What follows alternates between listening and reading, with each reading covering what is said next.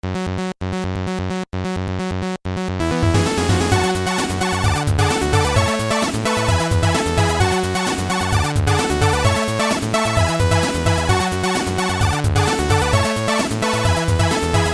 everyone, welcome back to another episode of the Retro Gamers Podcast, episode 174. Larry here.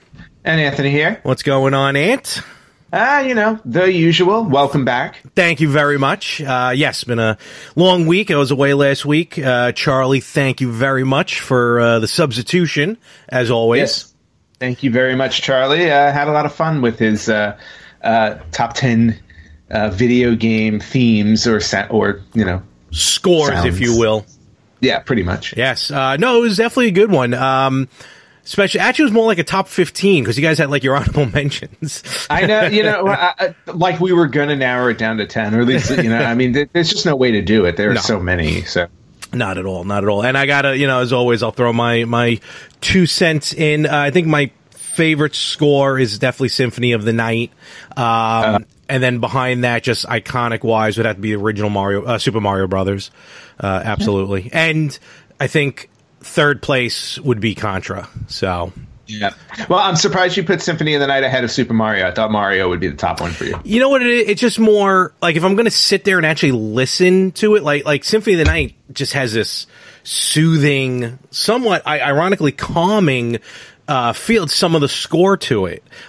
Just the way it's beautifully done. Whereas Super Mario Brothers is just iconic. It's only like a minute and like 4 seconds. So, sure.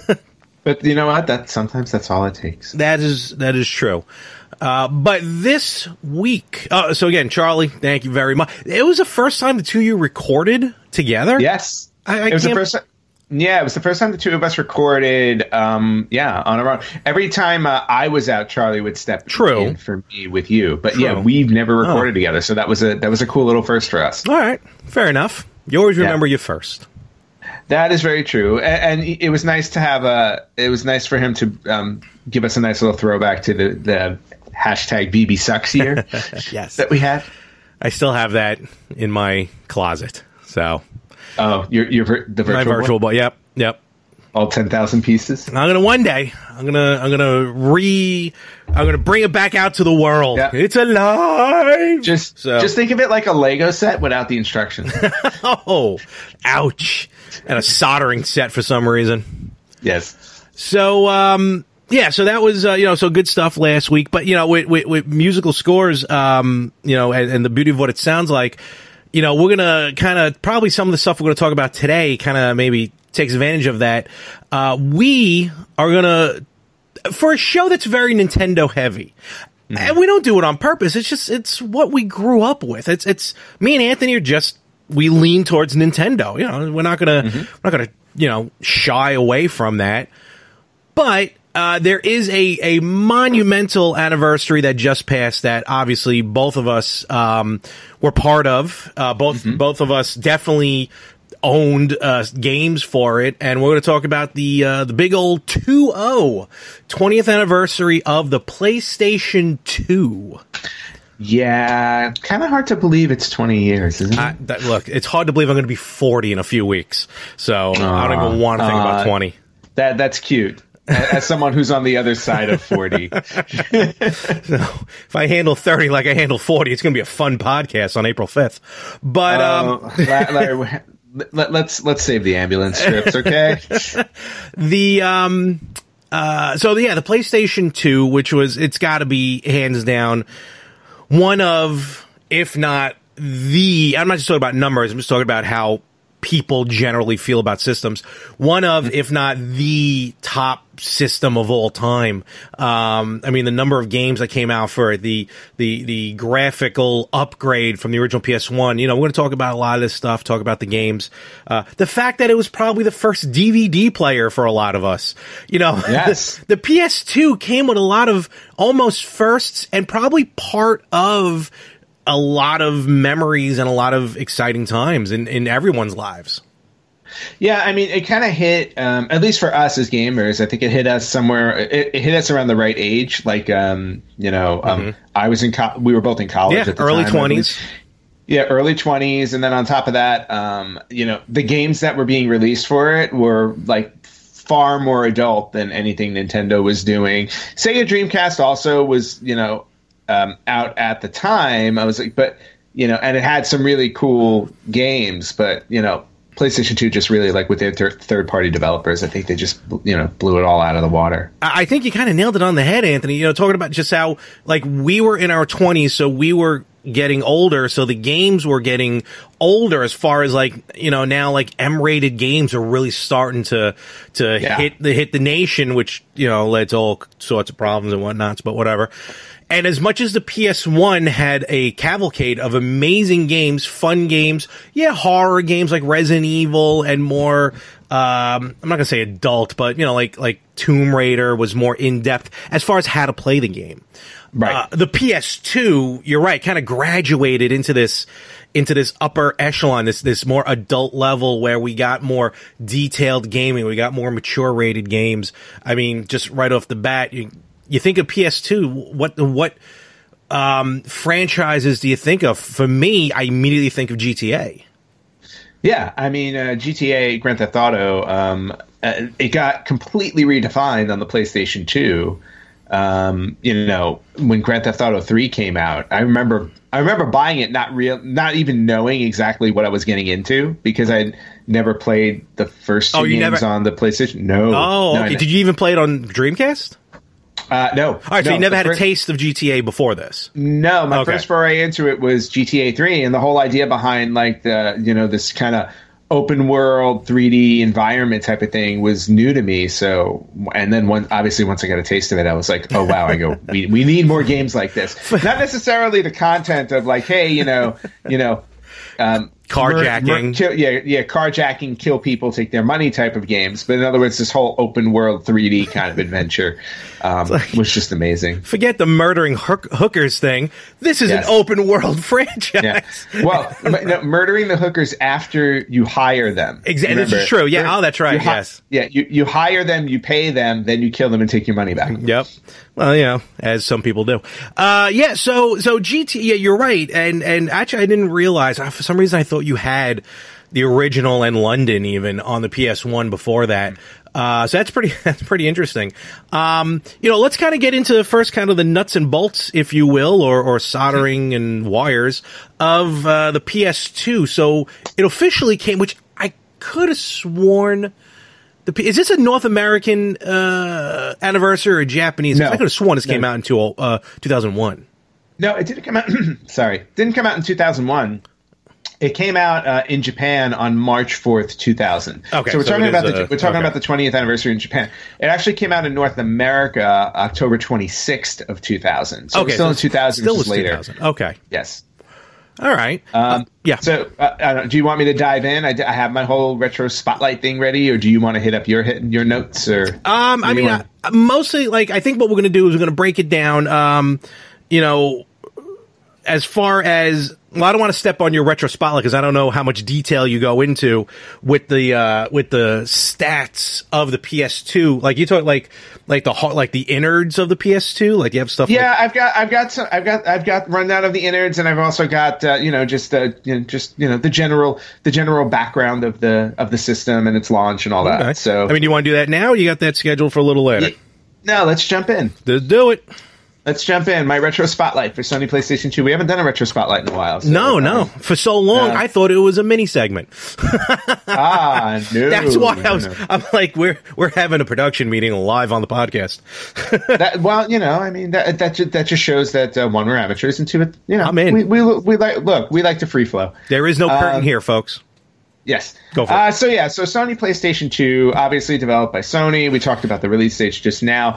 Interesting. First thing that hit me when I was reading up on the PlayStation 2 is that the work on this original console actually began in late 1994, wow. which was around the same time the original PlayStation was released. That's weird. I wonder if they were aiming for this to be the original PlayStation. You know what I mean? No, probably not. I think again, if you go back to the history of the PlayStation, how Sony was originally developing it for Nintendo, and then Nintendo dumped them for Philips. So they just continued on with the PlayStation. When they were done with the original PlayStation and ready to release it, obviously they were already thinking future. Mm-hmm. So they were probably already in development of the PlayStation 2 because it's like, well, we have to think that far ahead because at some point the PlayStation will end its run and we need to come up with whatever's going to be next. So it just makes sense that as they were ready to release the first one, they were already starting to develop the next one. Okay. That just makes sense as a company. So basically it took them about 5 or 6 years before it actually hit shelves. So that's a nice long development timeline, and it paid off because the PlayStation 2 was awesome. So they began in late 1994. 1997 was actually when leaks started to come out about the PlayStation 2. Okay. So and that's when we started hearing about a term I want to say it was a term that was first done by PlayStation because PlayStation was the first company to release back-to-back CD or DVD-ROM based systems. Okay. Before that, Nintendo 64 was all cartridge before GameCube. Sega was cartridge before Dreamcast. So PlayStation 2 was the first. CD. Yeah, there was Saturn and Sega CD. My mistake. But this was the first time we ever heard the term backwards compatibility. Okay, yes. So in 1997, word started to leak out that the PlayStation 2 would be backwards compatible with PlayStation 1. Which is huge. And of course, which is a huge seller because you're basically telling your consumer, every single game you've purchased for your original PlayStation, you do not have to get rid of when you get the next system. Which, when I heard that, I gotta say, that was definitely a big time seller because, you're right. There was no back. I mean, there was a little bit actually with what they call that the unit you'd plug into the Genesis to play like the Master System games and stuff like that. You had that, but some Atari 7200s took 5600 games and stuff like that. But but not true backwards where you can go, all right, I can get rid of the PS1 because there was no thought of this retro system. Let me take the PS1, I'll sell it back to Funkoland for $13, and now I have the PS2 and just move forward from there. You're right, that was big time. And also, Andy, you gotta say, with it being backwards compatible, forget about the launch titles on the PS2, you already have a built-in market. Like, you already have games that you can play this instead of waiting like a month or 2 months for a new game to come out and you're playing the same game over and over again on a brand new system. Exactly. And I think that was probably one of the major appeals for getting a PlayStation 2. I mean, at that point, it's like, wait, I get to play everything I already own. Absolutely. Yeah. None of it goes to waste. Yeah. So backwards compatibility. It also started to, the rumor started to go out that it may have possibly had a DVD player built in, which we'll get to. And also there was discussion in 97 about the internet being on the PlayStation 2. Well, I mean, that makes sense. Which is interesting though, because again, remember, the internet was just blowing up in like the mid 90s. So it was cool to see that Sony was already looking towards taking advantage of that in some way.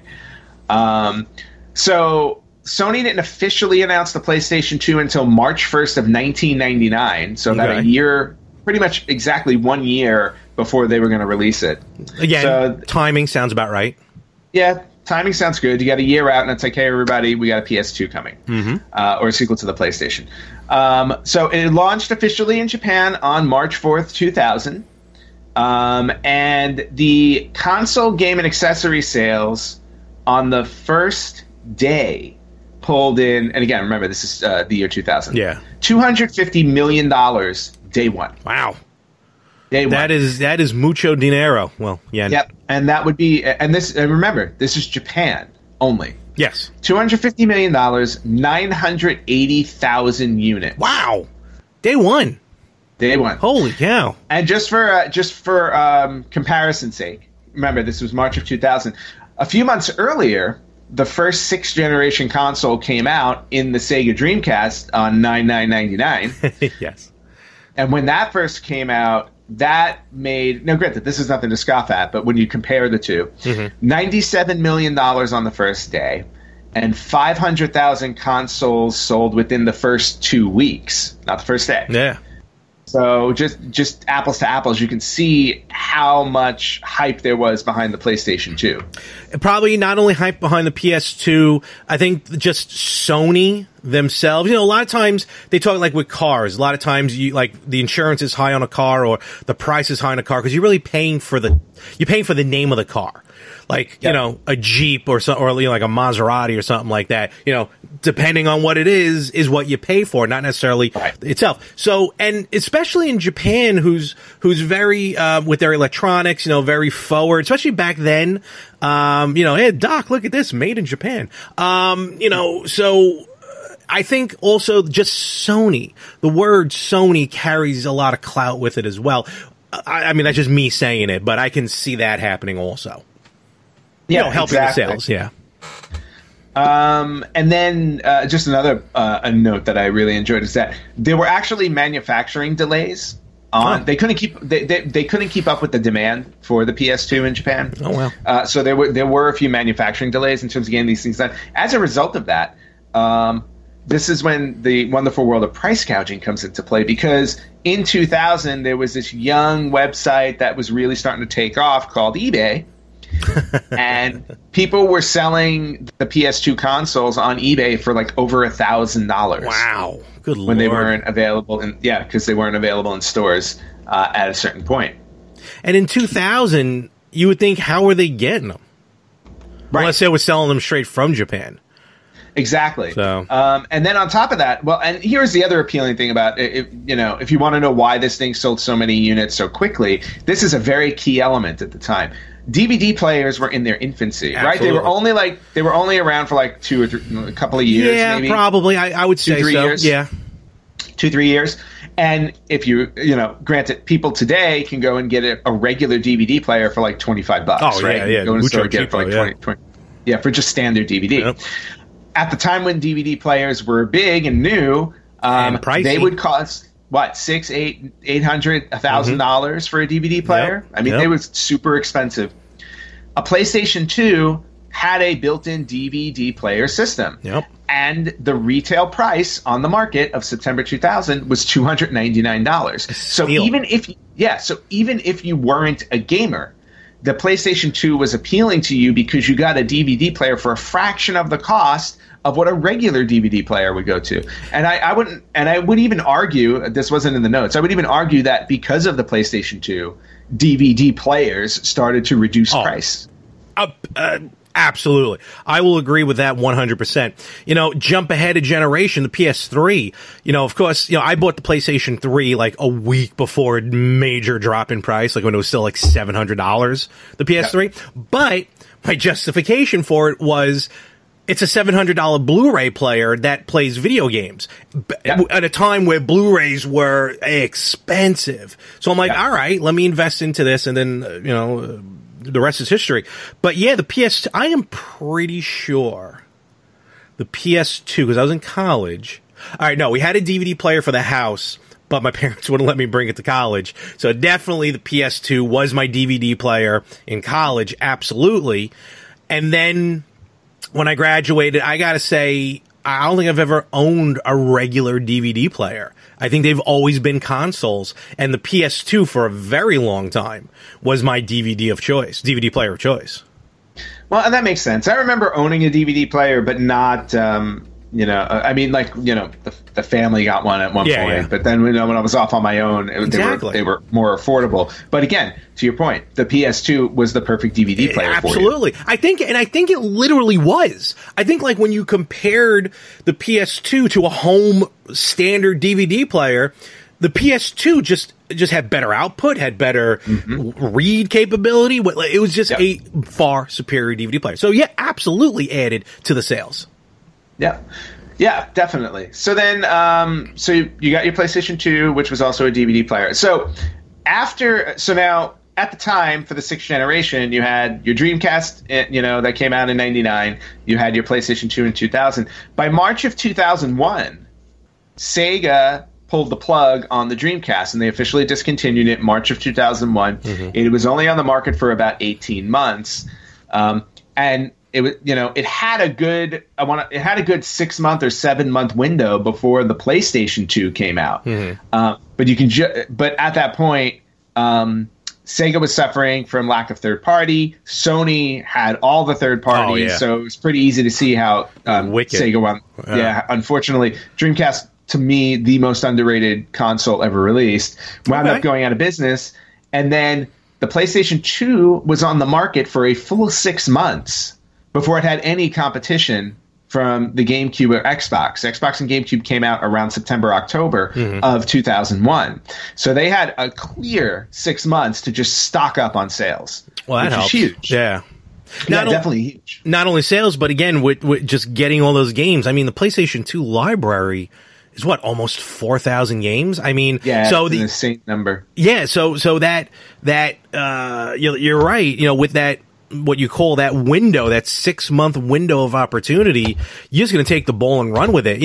It's weird. Sometimes competition really breeds creativity, but here the PS2 is just like, see ya, and just took off. Yeah, it's crazy. Yeah. Absolutely crazy. So PlayStation 2, let's see, about 6,000 games. Oh, excuse me. All right. Some of those I'm sorry. According to Wikipedia, my mistake. That was somebody else who wrote that. 3,870 games. That was close. All right. Yeah. So almost 4,000 games, which again is a huge library, and that does not include PlayStation 1 titles that you can play on. Oh, of course not. Yeah, that is PS2 only. Right. Yeah, this is juggernaut. All right. Yep. So PlayStation 2 is on the market for 6 months all on its own. Xbox and GameCube come along.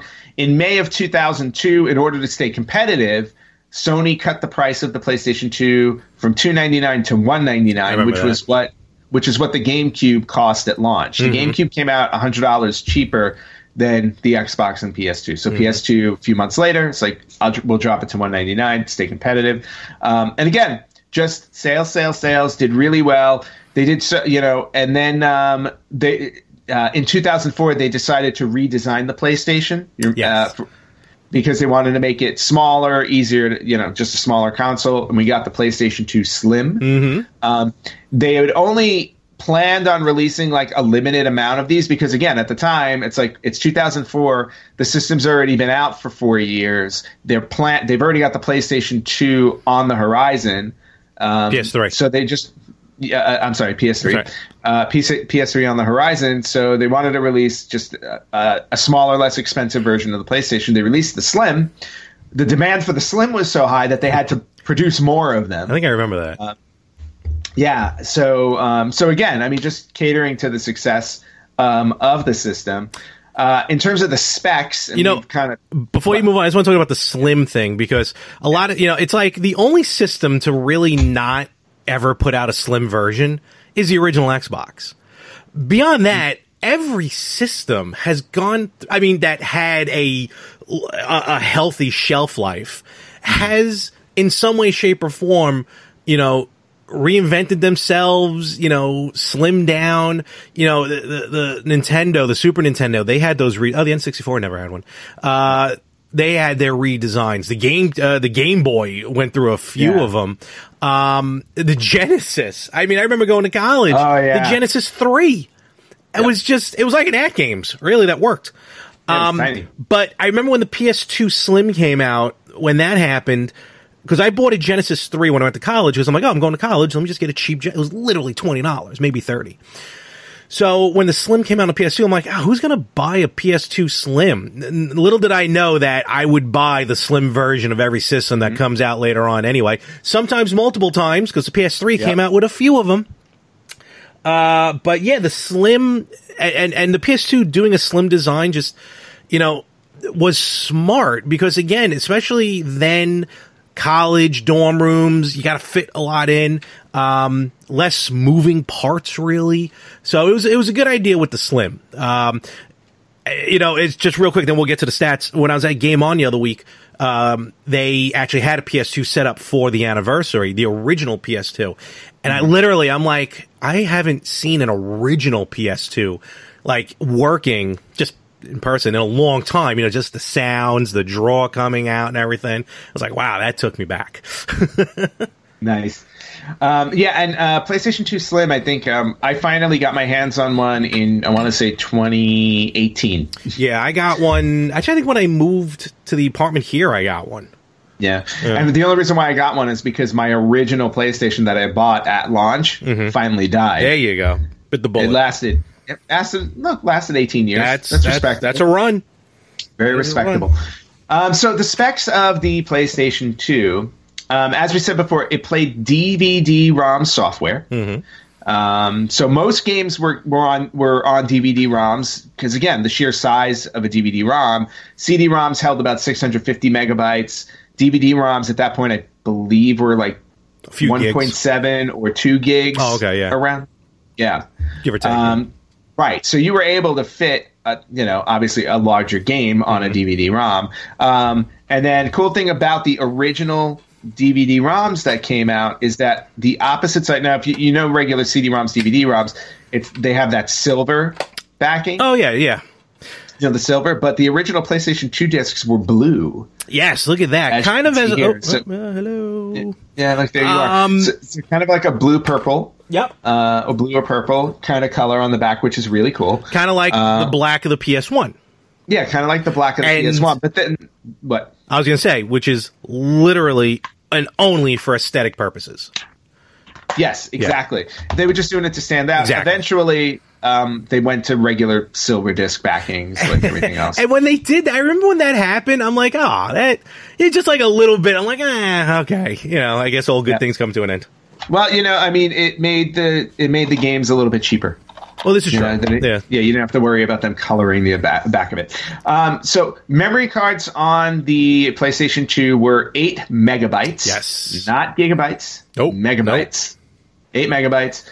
PlayStation 2 came with 2 USB ports and 1 FireWire port. You remember the good old FireWires? It came with a FireWire port? Some of them did. Oh, okay. Some of them did. Originally, on the original PlayStation 2, you had to buy the internet as an accessory. Oh, we can get into that later because I did that, yeah. Yeah. There was space for a hard disk drive edition. Yep. Especially for specific games. First one that comes to mind, Final Fantasy XI, needed the hard disk drive in order to play because of the volume of the game.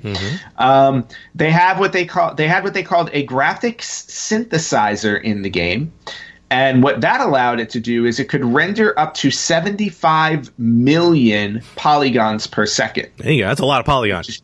Which is huge because I think the original PlayStation was somewhere in the 5-figure range. Yeah, it was like in the tens of thousands. That's why we got a very blocky Lara Croft. That's right. Very blocky, very pointy. Yes. The native output for a PlayStation 2 was at 480i or 480p. Okay, which back then made sense. Which right. However, some games actually supported upscale, depending on the TV you had and whatnot, up to 1080i. Oh, really? I didn't realize that. Yeah. Because I know they had back then they had what was called progressive scan, which I don't think necessarily pushed it. I'm just grabbing a PS2 game, curious if it shows anything. Which didn't necessarily, I don't think progressive scan necessarily bumped it up to like a 720 or a 1080, but what it did was it just squeezed the lines a little bit closer because we're talking original CRT screens, that drew the lines. So you got to remember that. And it just made it look a little bit crisper, which is why I use my Wii really as a GameCube because it automatically does that progressive scan upgrade. Yes. All those things. And then the last thing, for the internet support on the system, yes, they had it supported both dial-up and broadband because remember at the time, dial-up was still very much a thing. Most people did not switch over to broadband in 2000. No, even afterwards. Even after it. However, and this is interesting because again, this is the early stages of internet, like playing video games online or off of a console. Sony, there was no Sony PlayStation Plus or anything like that. Like, how Microsoft came out with Xbox Live. Yeah. But for Sony, they left it up to the third party. The third party was responsible for any online gaming. So it was up to the third party to create the server, run the servers and all that stuff. Sony had no hand in that on the PlayStation 2. Obviously, when the PlayStation 3 came around, they started changing it up. They started hosting. And again... No, I was going to say, I remember with the online. I got the online. I bought... Actually, it came with EverQuest, not even Final Fantasy. Oh yeah, so EverQuest Online Adventure with the adapter, and I remember screwing in the adapter with a nickel. That's how you put it in. And yeah, for me it was dial-up, wasn't broadband. So I plugged that dial-up in.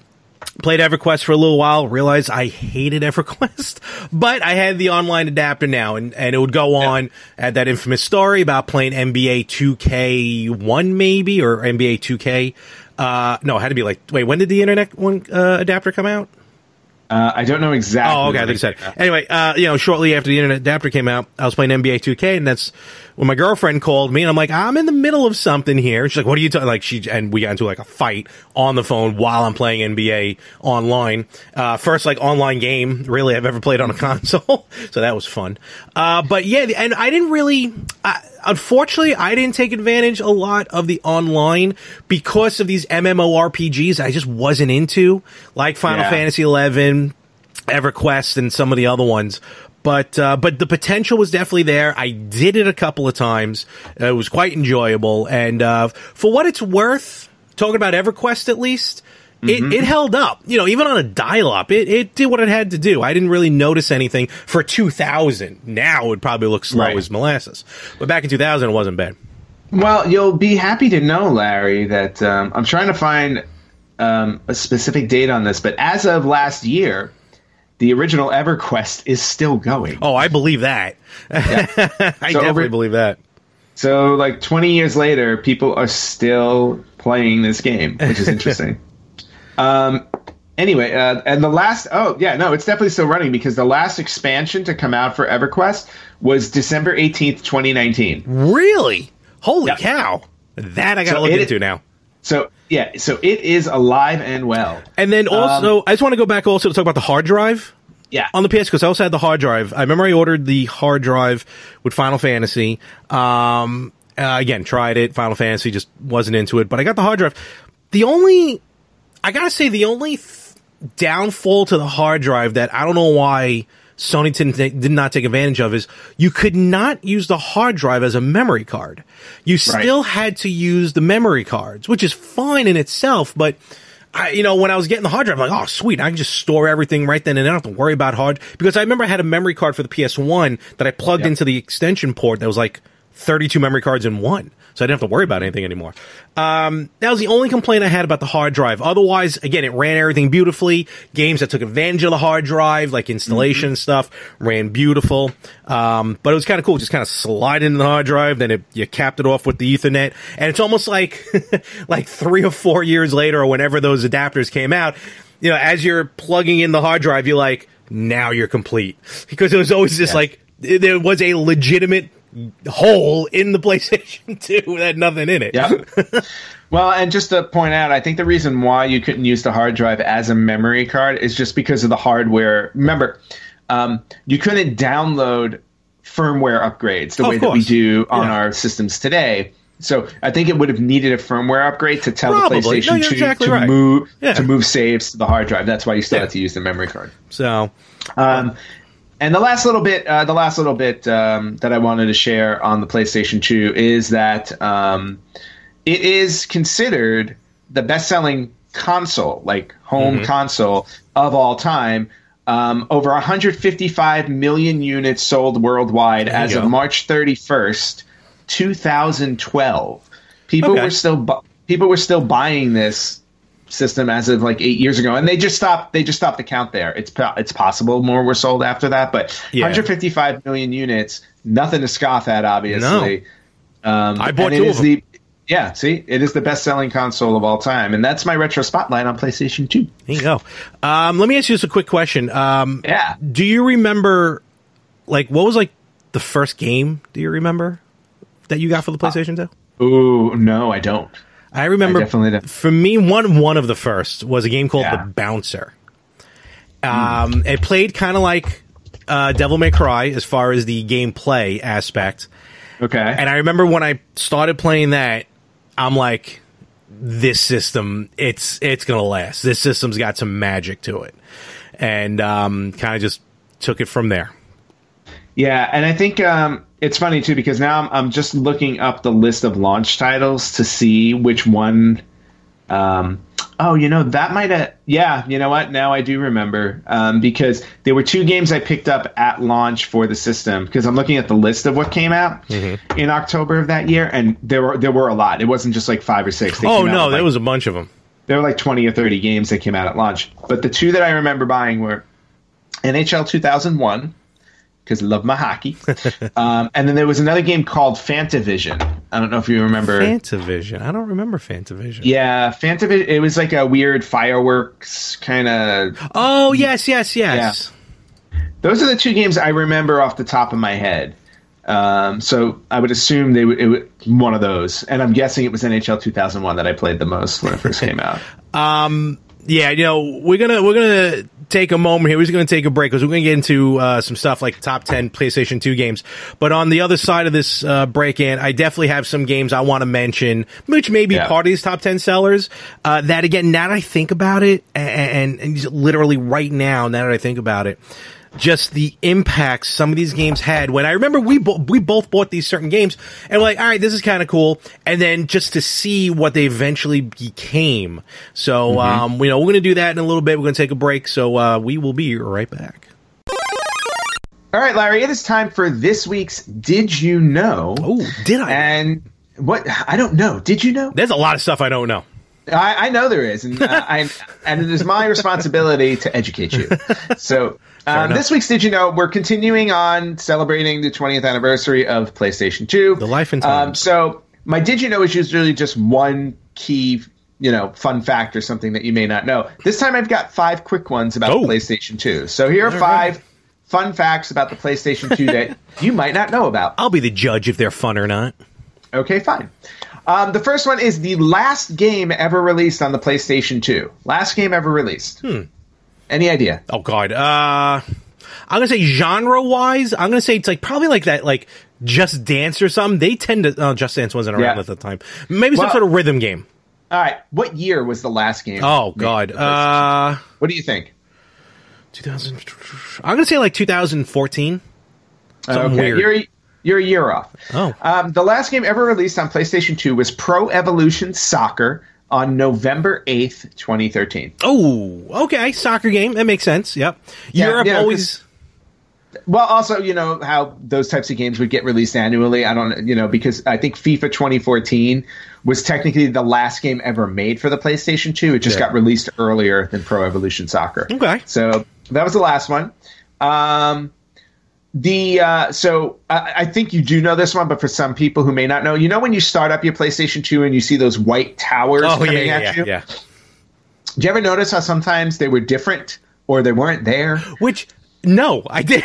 Which I never did in the past, but I know what you're getting at. Yeah. So the reason why those towers would show up, those towers were actually how many game saves you had on your memory card. So if you had your memory card plugged in and there were 10 game saves on there, you would have 10 towers. If you did not have a memory card plugged in, no towers would show up on your loading screen. Which is probably why I think a lot of people never notice it, because how many times would you take out your memory card unless you're going somewhere? Exactly. So. Or how many times would you look at it and be like, hey, wait, I have one more tower this week than I did last week. What's changed? That? Wait a tick. Why is there an extra exactly. So yeah, that was a cool thing about the memory card. Okay. For $200, you could have bought a kit for your PlayStation 2 to convert it into a Linux system. Yes, and I actually talked about this when I was on great podcast to listen to called The Technocrat Live. The first time I was on, because the host, Matthew, big Linux programming. This guy knows his stuff, and he works with Linux. And I told him about the PS2. We kind of got into it a little bit, and that was kind of one of the first times you can do like a homebrew games on a home console, which is pretty cool. But so yeah, I definitely know. Oh, also that's how you got a hard drive with the Linux kit before the official hard drive came out for the PS2. Yes. So you actually had the capability of a Linux computer, which is kind of cool. I feel like there may have also been like a special edition PS2 for the Linux, like a blue one or something. I could be way off on that, though. I don't know. I am not sure about that. And then a couple more things. One, I did not know this, and I was shocked when I saw it. But the console design, like you remember the original console? The original console design was actually pretty much a copy of the Atari Falcon Microbox 30/40 computer from 1993. Because I know exactly what that looks like. Yeah, well, you'll see an image of the PlayStation 2 and the Atari Falcon Microbox side by side. And if you look at not on my screen. Oh. But there, I looked up images online, and when you look at the image side by side, it literally looks like the exact same thing, except the Atari was white. The Atari was white and the PlayStation was black. This thing's weird looking. I didn't even know this thing came out. Look at this. Yeah, so Atari that had was a lot just of weird stuff. Yeah, but it was really interesting that they would have built their console based off an Atari, design essentially. So that's really interesting. And then the very last thing that you may or may not have known about the PlayStation 2 is that there was a man in Great Britain who was so obsessed with his PlayStation 2. Oh, no. His original name was Dan Holmes. He had his name legally changed to Mr. PlayStation 2. That is fantastic. That is absolutely, yeah. And I'm not done. He loved his PlayStation 2 so much that he went to a church and asked if the pastor would marry them. Wow, so the hard drive slot did get some usage before the hard drive. Ho! Well, maybe for Mr. PlayStation Hey-o. 2. What a dumb name to change himself to. At least name it like Dan PS2. That was his Mr. PlayStation 2. He better have beaten and owned. Well, let me rephrase that. He better have completed every PlayStation game there is if you're going to rename yourself Mr. PlayStation 2. Well, maybe we should get him on the show. I would love to. Mr. PlayStation 2, if you're listening, we would love to have you on the podcast. Just send us an email at theretrogamers.com. We will happily have you on the show. And that is this week's Did You Know? And these were fun. All right. So, PlayStation 2. We're going to start to get ready. We're heading into port. We're not there yet, but and for a system that was the number one selling systems, it's got to have some top selling games.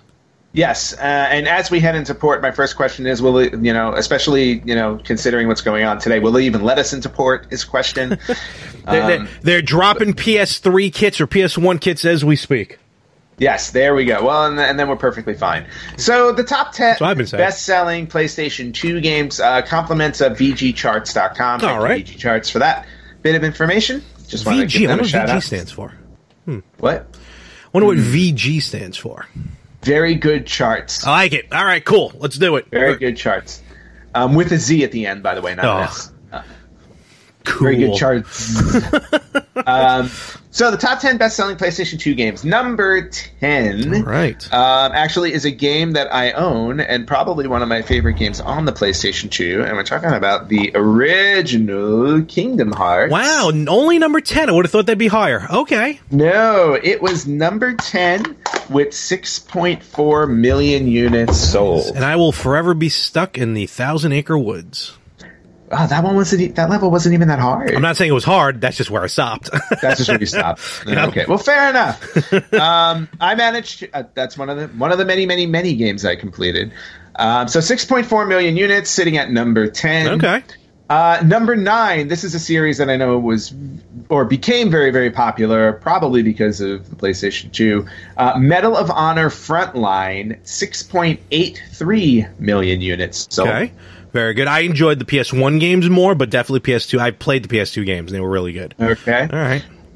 Sneaking up over it slightly with 6.9 million units, just a, extra 10,000 units. Need for Speed Underground 2. Okay. Yeah, now the Need for Speed series was, always very popular. So. Generated a movie. Yep. And sliding 300,000 units above that was the original Need for Speed Underground at 7.2 million units. That's funny. Okay. Yep, so that one hit up number 7. Yeah. Number 6, one game that I do own and I really want to play and I still haven't played, Final Fantasy X came in at number 6 with 8 million units sold. All right. Strong showing. Yep. Going up to number 5. Now, the top 5 are split between 2 series. Really? 2 game franchises. All right, let me think. I'm one. I won't say them yet, but I'm just throwing my head. I can think of one. One you know right off the bat. I know you want. I know you know one of them. I could probably... Oh, I think I know the other one. Okay. All right, let's see. Got it? You got it? Okay. I guess so. I have nothing Number to write 5, down.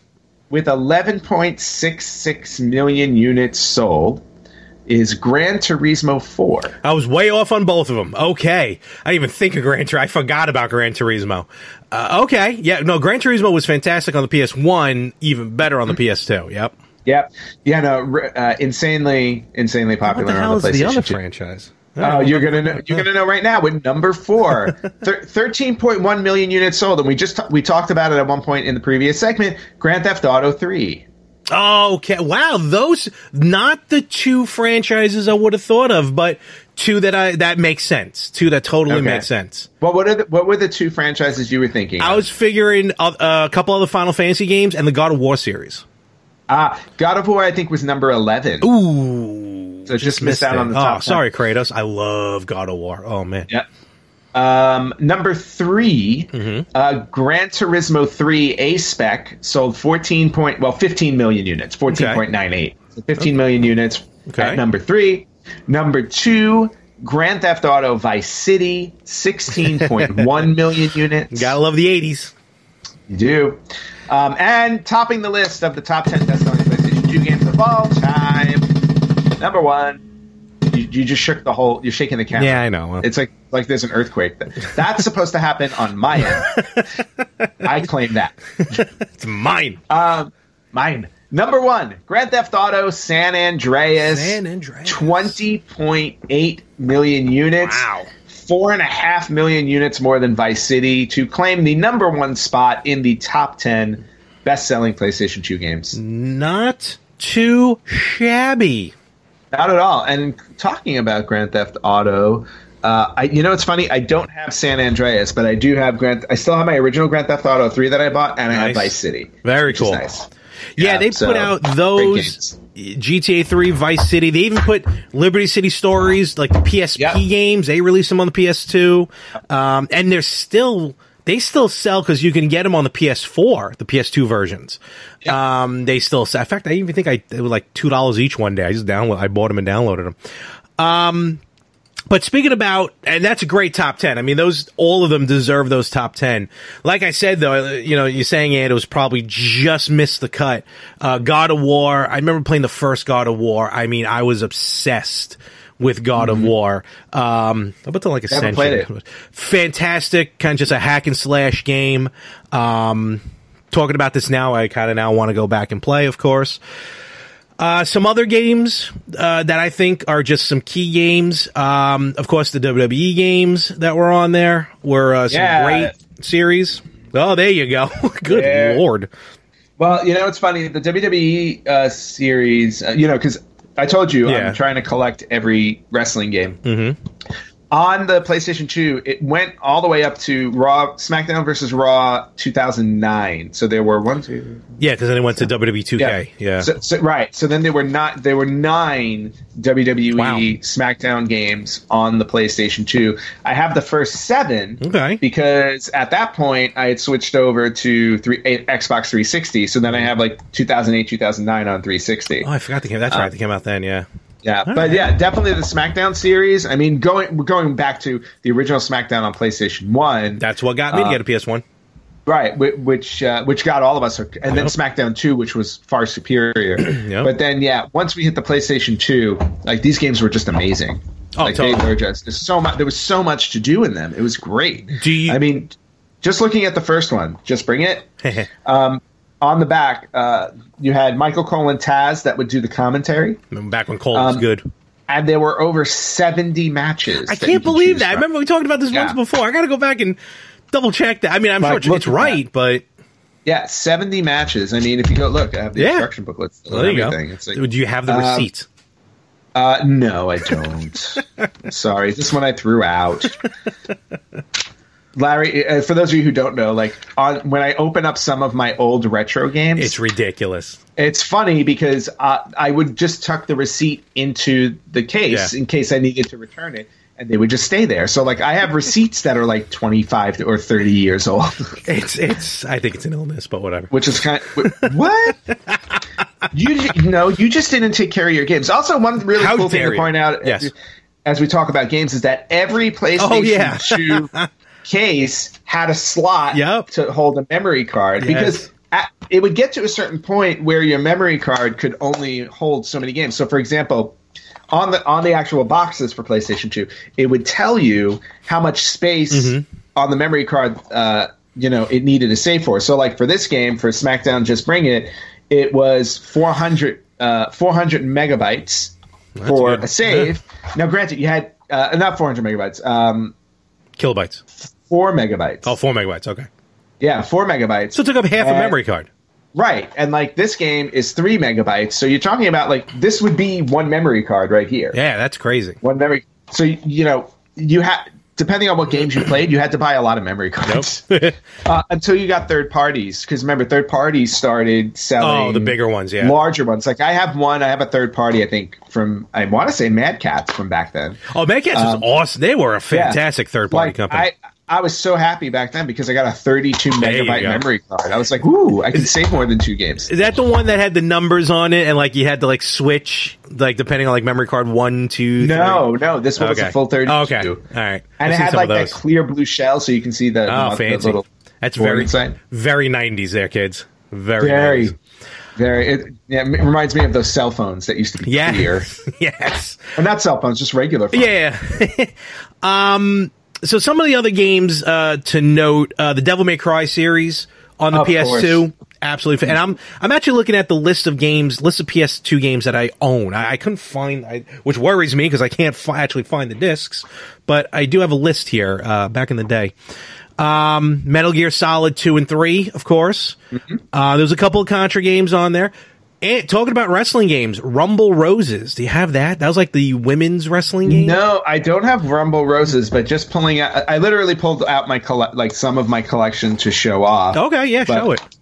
But no Rumble Roses, but do you remember Backyard Wrestling? Don't try this at home. I think I have Backyard Wrestling 2 on Xbox.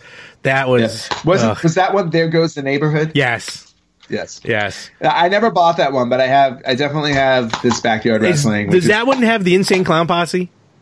Or is it the second one? I think so. Or that one have Major Guns? I don't remember, but let's see. Because they have... Oh, yeah. Well... Yeah, there you go. Yep. No, that's them. Oh, Shaggy 2 Dope. Yep, Violent J. Definitely in it. But what I love on the back of it is that, like, the description on the back, Jackass meets the squared circle in America's backyard. Basically. What idiots would do backyard wrestling? So stupid. It really is really, really dumb. The second one... Just really quickly, the other wrestling games, the Legends of Wrestling franchise, which I really enjoyed. Yeah, and I did, we talked about it once before, they came to Delphi University, my college, Acclaim or Activision? That was Acclaim. Came to my college to do a survey, like they did like a quick survey. Hey, if we made a wrestling game with Legends, what would you like? And then check them off. And that's when they gave out a free game for your time. And that's when I discovered Burnout, which was another awesome series on the PS2. Of course, on the cover, you see some of the wrestling greats and maybe one questionable person up there on the top right. Terry Funk, yeah.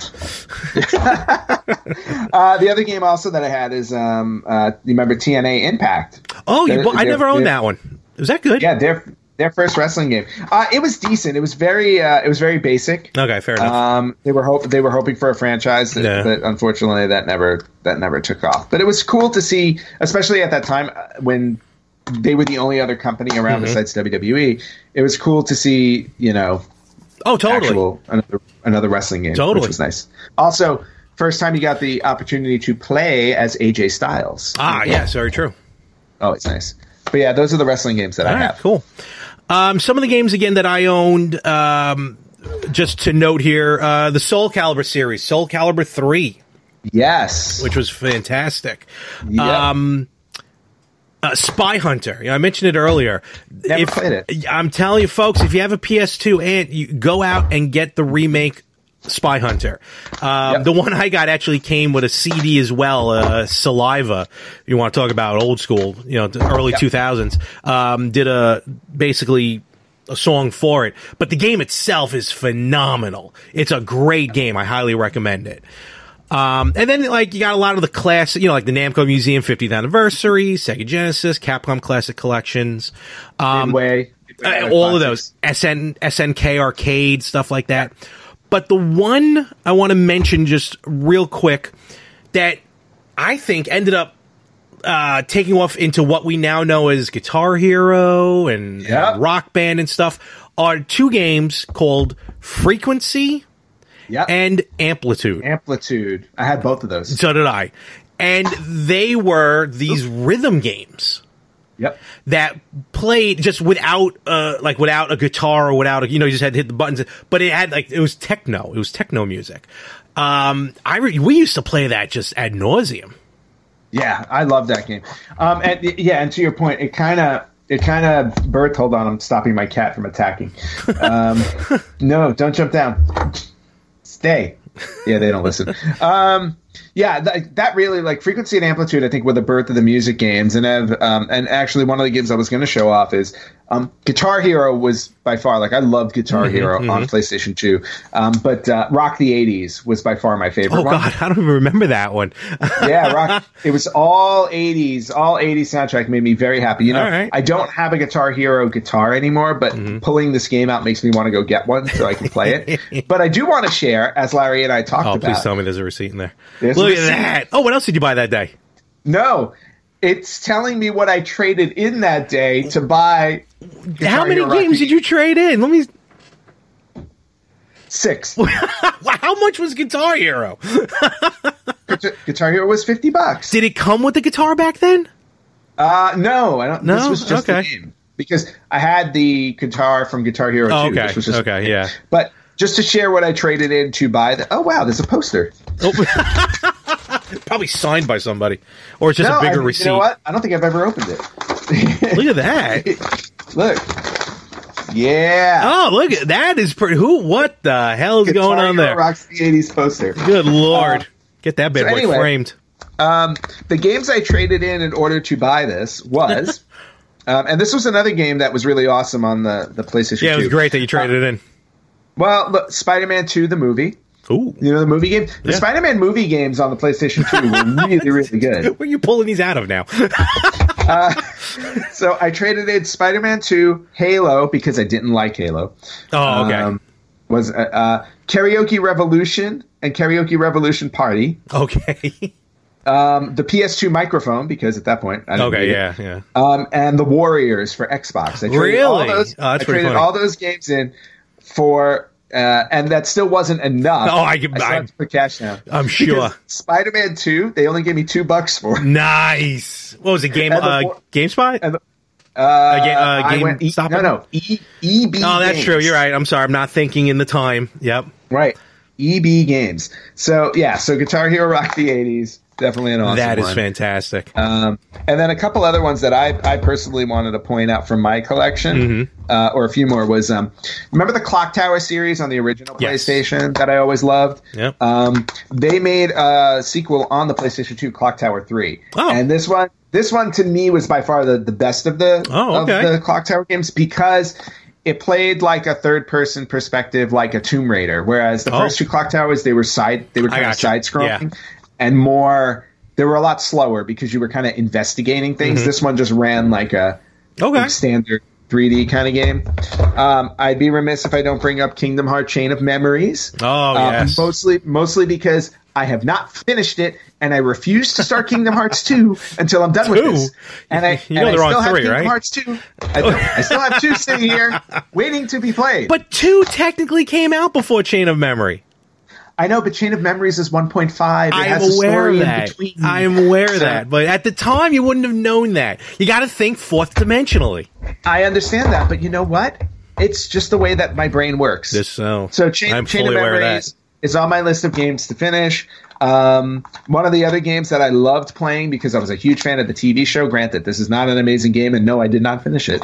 24, where you got to play as Jack Bauer. There you go. Is that a 2K game? With a receipt. Oh, my God. Is that the only game you bought that day? It's the only game I bought that day, and it was $20. Oh, that's not bad. Oh, I had it was like a promo. Use promo code BOOP. Thank you. Right. Thank you. 2K. 2K made the 24 game. Well, you got some, what? I was gonna say, you got some games there that you can add to the contest. I was just gonna say between 24 and Kingdom Hearts Chain of Memories, like those are two games like I can go back and finish for the contest. And then the last one that I wanted to bring up in terms of games that I loved and adored, even though I think I had this on GameCube before I got it on PlayStation 2, but I have to do it because you know how much I love Frank and for the Better Half podcast, I have to bring up Baldur's Gate Dark Alliance. Yes. Because he got to play through this game with me, only to see the very disappointing ending of, basically a black screen telling you, hey, you finished this, great, now buy the next game. Hey, I have the next game if you want. Next time you're in town, maybe you and Frank can play the next one. Well, I do, and I have Baldur's Gate 2. Oh, do you? Okay. Dark Alliance 2, yes, I do. I was going to mention the Baldur's Gate series, Yeah, those were a lot of the games that really I paid attention to. It was interesting because when I was going through my library, I was trying to figure out, I was like, why don't I have more of the X, Y, and Z on the PS2? And I realized, I'm like, at the time, I was buying stuff for PS2 and Dreamcast and N64, and then once Xbox and GameCube came out, we're buying games for all three systems that were available on all three systems. So even though I didn't have them on PlayStation 2, people may be like, well, why didn't you play this, that, and the other? I'll be like, because I probably played it on Xbox, GameCube. Exactly. Some of the other ones, some from my collection, and I apologize, I don't have the games, but from my collection to point out, if you ever get your hands on them, R-Type Final. Great series. R-Type. In fact, I did a Kickstarter, which they are in development for R-Type Final 2, a sequel to it. And then a couple of the entries into the Shining Force series, which they play a little different, but still worth it. Shining Force Neo. Neo was kind of like how the games on the Super Nintendo had Super in it. There were a few games on the PS2 that went with like Neo, Shining Force Neo, Neo Contra. Those are two that I had. And then Shining Tears is another great game. Oh yeah, I heard that was a good one. Yep. And two more to mention real quick here. Gradius 5 I had on the PS2, which is a phenomenal Gradius game. Those are your loves right there. Yep. And Shadow of the Colossus, which they remade for the PS4, but if you never played Shadow of the Colossus, I'm pretty sure it is free for PlayStation Plus members for March. That is correct. So it's free for March. So go get it because it's free. Absolutely. But it also brings up an interesting question, Larry, because I am currently playing Shadow of the Colossus on PS4. Now, does that count towards our retro game contest, even though it was remade for the PS4? It is not a remake. What do you want to call it? Like a remastered? Remastered. So it's because it's remastered, we will allow it.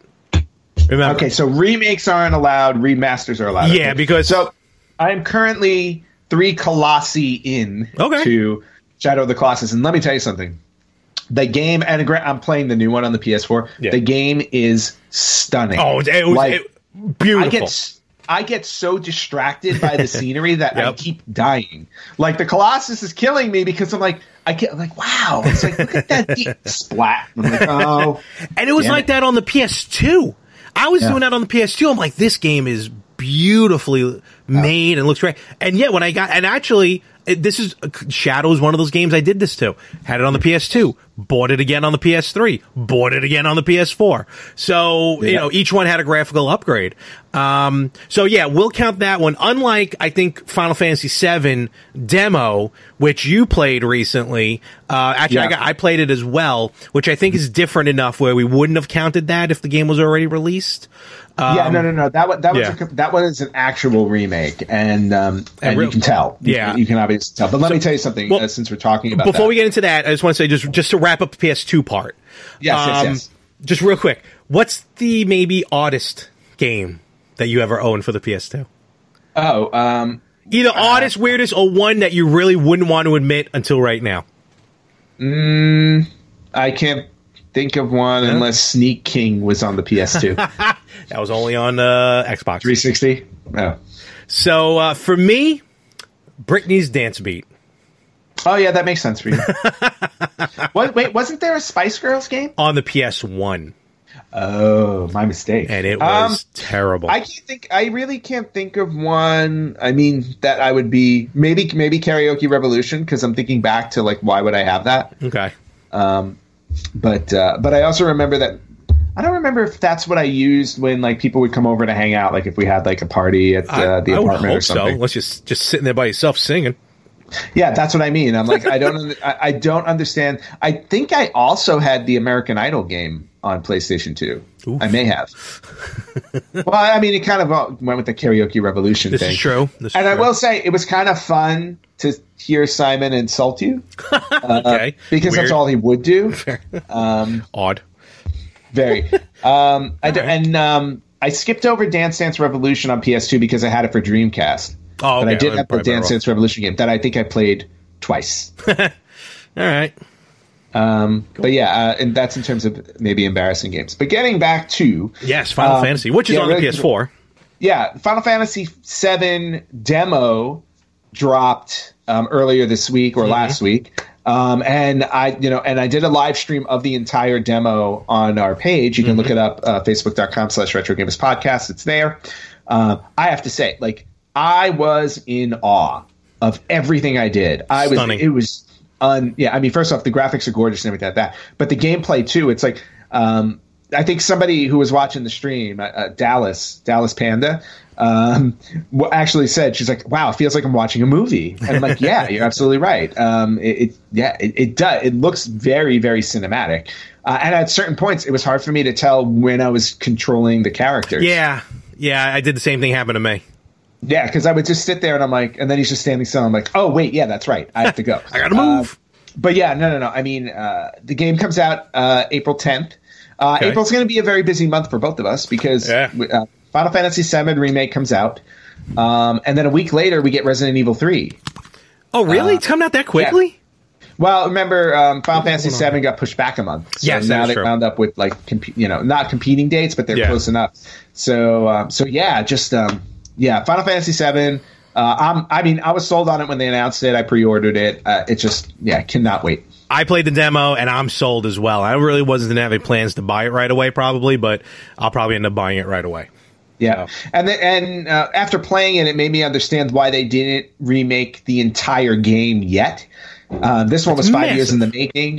Yeah. I mean, the game itself is massive. I mean, I can see this having at least 3 or 4 releases before you get through the entire game. Like each disc is going to be a release. Basically. It was 3 or 4 discs originally. 3? That one was 3 discs. Final Fantasy VIII was 4 discs. That's right. Which is another game I need to go back and finish. So that was awesome. Check it out. Like Anthony said, check it out on our Facebook page. And then one of the final things I want to talk about is, because I was at Game On, so I did pick up some interesting stuff. And I got to say, very interesting stuff. So, such as? Here's first of all, this is more of a... Did you get a PlayStation 2 iToy? No, but I think I did own one. Oh, I have one. A friend of mine at work gave it to me. Oh, nice. No, but I think I owned an iToy. I think so. Nice. Okay, so this one they actually put on the side for me because I backed the Kickstarter for this. It is Jim Power and the Lost Dimension in 3D. Oh, wow. Okay. And the game, of course, obviously you can see it's a physical release. The Kickstarter is remaking, recoding from the ground up the Super Nintendo version, but they're also making an NES version, a Genesis, a TurboGrafx CD, and an Amiga CD32 versions. Wow. Which is pretty cool. And the Genesis one was never released before, and it's a bit of a different game. So nice. This is more of a inside joke. Now, the next two I'm going to show are actually repros. So, someone put a ROM on a SNES cart, and you can play it. So this first one is called, I always mispronounce this, Hagney. I've never played that. Yeah, no, it's a bit of a run and slash type game. A little hard to explain, but it's from Hudson Soft. It was an actual, the actual game itself, I think goes for a couple of $100. But this was a repro, so that's, and it is, I don't know why it's rated K to A. That is not correct. Yes, it is. I'll show this one now.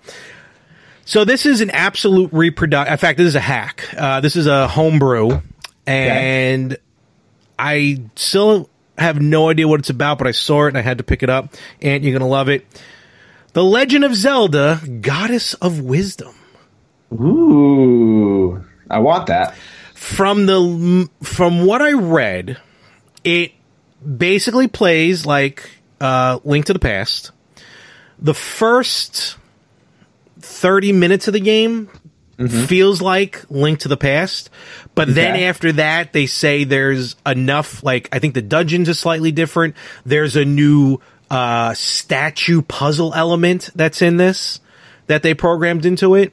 But beyond that, I don't know much else to it. I just love the black and the dark cover to it.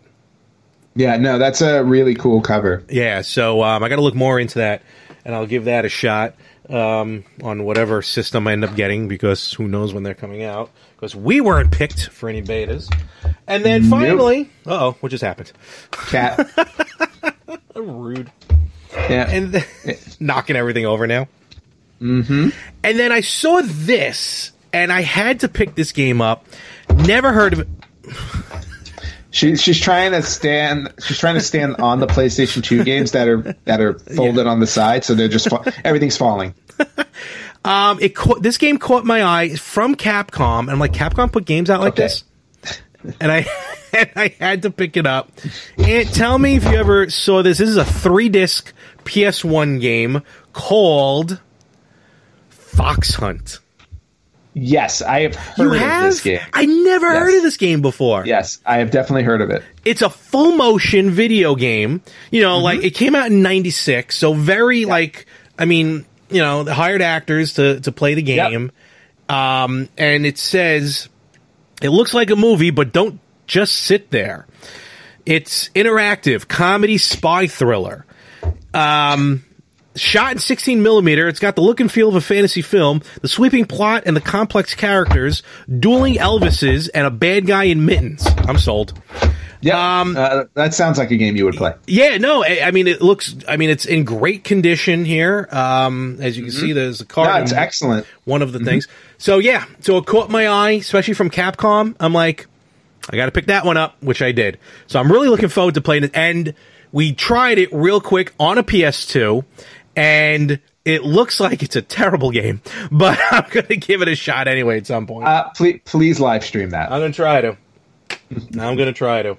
Very nice. And with that, I think that's about it. All right. Well, my cats are destroying... my cats are destroying my house. Okay, and as Anthony goes to figure out what just fell over, that sounded like the TV. I don't know. I think the entire living room just fell over. Jesus. So first and foremost, folks, we just want to mention every Friday for the next 27 weeks at this point, you can find a Flashback Friday. We had to take down the first 28 episodes of the podcast for storage reasons, but we fixed that problem. And now, for the next 27 weeks, because one's already up, we're going to be putting back those first 28 episodes. So on our on our YouTube page, and wherever you listen to podcasts. You're now going to get 2 episodes for the price of one, which is still free. And on our YouTube page, can I just say that it will not be the first 28 episodes? It'll actually be the first 99, because we did not start on YouTube until episode 100. So we will be releasing the original first 99 episodes that were only audio recording. So for the next year and a half, you'll be... All right. So, Anthony, if you got to go, I can wrap this up if you need to. I think my house is falling apart. And there's no earthquake causing it. Well, I don't know. Link is kind of big. What do your cats? Do you owe your cats money? No, but I think they owe each other. But they're going after each other. So I gotta fight. I gotta break out. I've basically got backyard wrestling. Don't try this at home. Happening in my house right now with 2 cats. So. Backyard kitty wrestling. Yes. All right. So check it out every Friday, YouTube and wherever you listen to podcasts. We got classic episodes, plus every Tuesday the new ones drop. Facebook, Instagram, YouTube at Retro Gamers Podcast, Twitter at Retro Gamers Pod, and him with the email on the website. Email at theretrogamers.com, or just visit us at theretrogamers.com. And with that, Anthony's going to go break up a couple of felines, and we will catch you right here next week on the Retro Gamers Podcast.